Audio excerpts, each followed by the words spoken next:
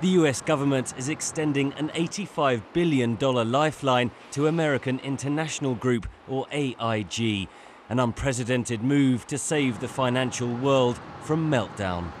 Not too many companies would avoid being affected by an AIG bankruptcy. They insure everything from cars to corporations to you name it.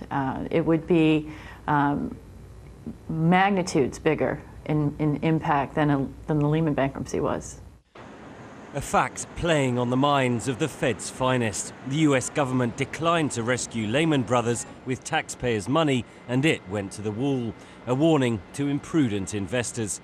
But AIG is so intertwined in global markets, insuring billions of dollars of assets and loans, that a similar fate couldn't be tolerated. The Federal Reserve will offer the loan in return for 80% of the company's assets, saying the move is in the interests of the government and US taxpayers. Despite the crisis, Federal Reserve Chairman Ben Bernanke declined to cut interest rates, choosing instead to inject $50 billion into the money markets to try to kick-start lending. The government intervention has sent Asian stocks climbing this morning. Investors will be hoping Europe follows their lead and reverses yesterday's losses.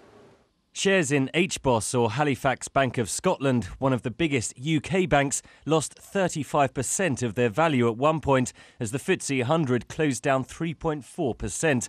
French and German stocks also suffered. In Brazil, stocks fell 2.9%, following a massive 7.9% fall on Monday as investors fled from emerging economies. Long-term investments, they should be concerned but not overly concerned where panic sets in. People sometimes will panic and sell into these downturns, and it's really a time to sit back, look at your portfolio, reevaluate for maybe some tweaking that needs to be done, but not necessarily just sell things because the market's turning down. There are chinks of brightness between the storm clouds. America's Dow Jones Index finished the day up 1.3%.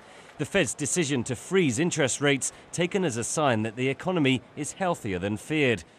News that British-owned Barclays will buy the US investment arm of Lehman Brothers has also eased traders' fears.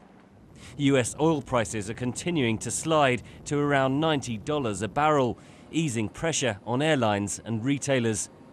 But if there is any light, it's at the end of a very long tunnel.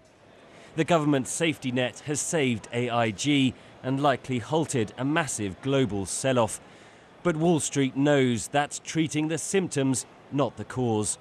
The US Treasury says it's time to work off past excesses. For long-term gain, the pain starts here. Henry Ridgewell, Sky News.